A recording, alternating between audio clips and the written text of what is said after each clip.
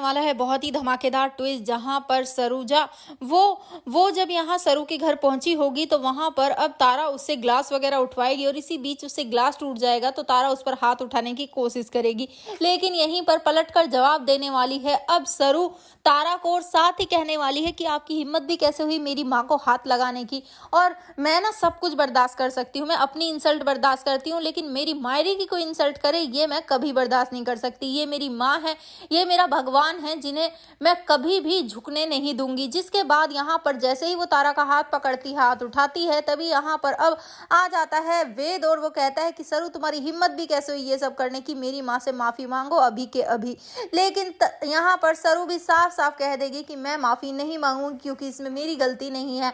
अगर मेरी मायरी के साथ कोई ऐसे बिहेव करेगा तो मैं उसे छोड़ूंगी नहीं।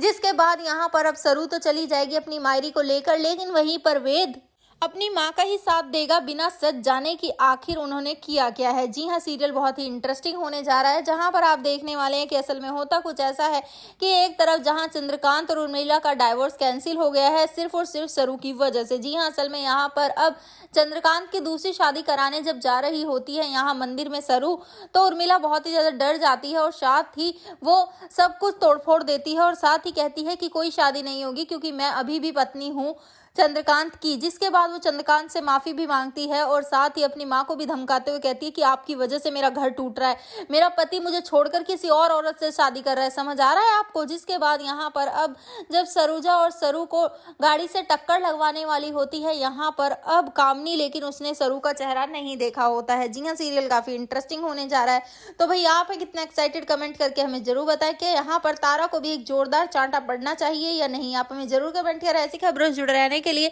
आप हमारे चैनल को जरूर सब्सक्राइब कर लें।